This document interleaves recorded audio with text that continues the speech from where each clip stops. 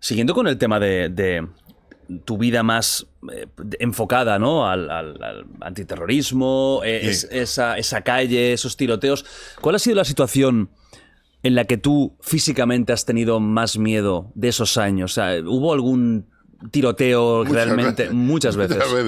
Bueno, mira, precisamente en el tiroteo este de Alza, que he dicho antes, donde cayó Yosu, Teche Ayesta, el tipo tiraba, cuando estuvimos intentando negociar con él y tal, el tipo tiraba con un subfusil, creo que era checo o algo así, no sé qué, no me parabellum, pero tenía una potencia que atravesaba los tabiques. Y claro, tenías que aprender el plano del piso del portal para ponerte en la esquina donde sabías que había un muro, ¿no? Y claro, cuando oyes el tiroteo y de pronto, ¿sabes? O cuando ves que el de al lado ha caído y tal, es duro, ¿no? Es duro porque tienes que repetirte a ti mismo que a ti no te va a pasar, ¿no? O sea, tú has tenido un compañero al lado que ha muerto. Claro, o que ha caído. Ha caído herido. Muerto no, pero hubo un tiroteo, recuerdo, donde cayó el pelota, que fueron de Izabal, donde el compañero se salvó porque llevaba chaleco, ¿no? Llevaba chaleco.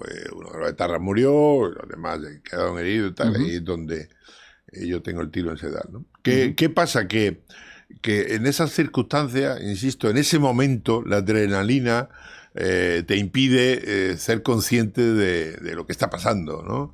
Luego ya cuando reflexionas, estás tranquilo, es cuando te viene el bajonazo y cuando dices, pero qué diablo, ¿no? Claro. Luego con los años, a medida que van pasando los años, vas siendo más prudente, pero también más racional, ¿no? O sea, recuerdo en mis viajes que hice con una persona para mí bastante correcta, que fue un traficante de armas, Monser Alcázar, ¿no? Que terminaron luego, pues eso, estuvimos una vez en Somalia 3 días porque nos equivocamos en la pista de aterrizaje, ¿no? a la hora de aterrizar, en vez de aterrizar en la pista, digamos, porque es un estado fallido, pero nosotros íbamos a ver a uno que decía que era el presidente y estaba enfrentado, y claro, se equivocó. Era un piloto que nos había dejado un traficante muy conocido también, en Khashoggi, que también te sonará, ¿no? Nos había dejado un Antonov, un avión ruso y tal, y aterrizamos de pronto y cuando acordamos estábamos rodeados de los enemigos. Y os capturan, ¿no? Sí, tuvimos 3 días en un agujero y al final salvamos pues por $300, ¿no? Porque al final esos temas... el problema era que no quería la persona que nos acompañaba reconocer que había que pagar unas tasas a una tribu que era contraria al presidente, estas gilipolleces y tal. Entonces, pues, y estuvimos a punto de palmar cuando era un tema de $100 a cada uno. Imagínate, y claro, nosotros no era nada.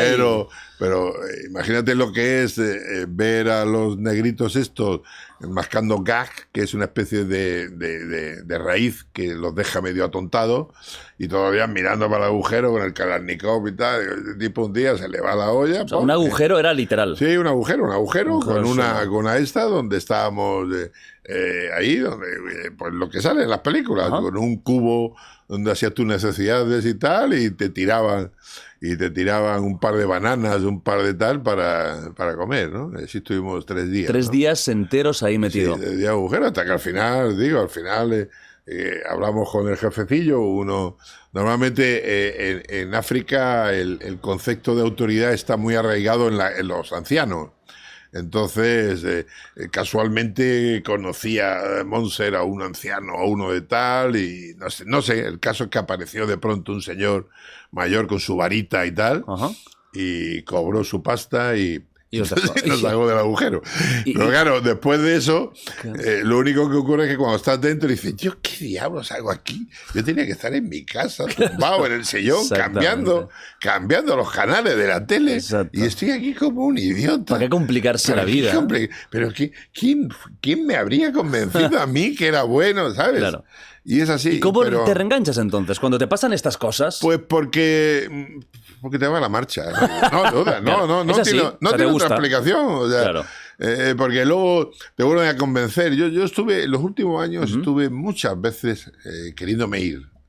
Tenía mi familia muy abandonada, tenía las empresas que me traje cuando volví bastante abandonadas, un despacho de abogados, una serie de firmas y tal, que ahí me iba muy bien, o sea, sin necesidad No tenías necesidad No, en absoluto, en absoluto. ¿Y qué ocurre? Que claro, te encargaban cosas, se cabreaban contigo porque no les daba muchas veces lo que querían, pero como sabían que resolvía las cuestiones, me volvían a llamar, ¿no? Y al final te convencen, no, es muy importante para España y tal, te venden la burra, ¿no? Como dice en el argot y tal, y al final dices, bueno, y te sientes tú, tu ego, ¿no? No puedes evitarlo. Claro. Joder, debo ser la leche, ¿no? El ministro me ha pedido que vaya, o me ha dicho tal. Y te lo pasabas bien cuando la cosa iba bien, te lo pasabas bien. Bueno, claro. la verdad es que para mí la técnica de seducir siempre me ha parecido muy interesante. Es una parte importante de lo que tú has hecho. Claro, yo era un gran captador, un gran captador de fuentes.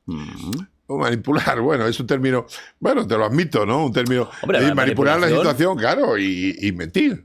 Evidentemente, ¿no? Ese es el trabajo de un agente de inteligencia. O sea, cuando me he entrevistado con alguien y me he hecho pasar por una vez de traficante de droga, otra vez de traficante de armas, otra vez de mil cosas, estaba guindando, ¿no? Estaba engañando.